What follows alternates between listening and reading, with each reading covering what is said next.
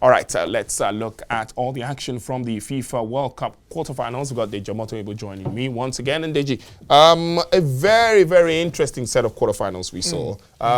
We dared say that Morocco could qualify, but it wasn't like we wrote them off. Yeah. Obviously, they had a chance, but they have defied the odds and have become the first African country to play in the World Cup semi. It just epitomizes the upsets we've had. It wasn't too much of an upset considering the way they've played.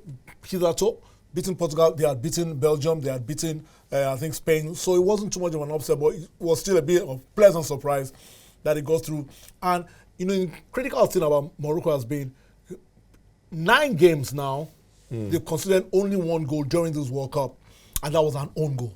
So that defensive solidity was propelling them, and who knows how far it will propel them. It's a fantastic achievement for the Moroccans, and considering the fact that Redragui just took over in September, it's an incredible achievement, and you'll have to be very happy for them. Yeah, and someone said it wasn't by chance. It's been a really good year for Moroccan football. Yeah. The women's team won the AFCON. The women's club team won the club competition. The club sides won the champions two. of. I mean, so, you know, there's a link between success on the pitch and proper organization of it. And I think that's what Morocco is enjoying. They've worked hard over the last couple of years, invested a lot of money in their women's game, and we're seeing it's bearing fruit.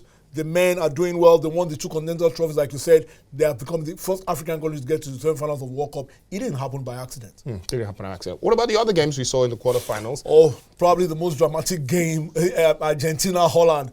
You thought Argentina was home and dry. Holland brought it back to 2-2 incredibly, but Argentina pulled it out in the penalty shootout. You have to feel sorry for Holland. A lot of unsavory scenes, as we saw in the news, but that's the passion and the emotion of football. And then, of course, England-France. England were the team that paid the penalty, so to speak. Hurricane missing the chance for them to equalize. But you have to say, over the entire game, maybe France kind of shaded it in terms of quality and sharpness in front and of the champions before the World Cup. And of course, Croatia came back from an incredible extra time where they went behind. You thought it was over for them, but they pulled it back and they were able to win the game. So, fantastic World Cup. Long may it continue. 4 more games to go, and I'm sure we're going to have much more excitement. So who wins now? Anybody. Because at this point in time, if anybody wins, you can't say they didn't deserve it. So anyone can win. You can't say that. Thank you very, very much for joining us today. We'll take a break on AfroSport now. When we come back, more news.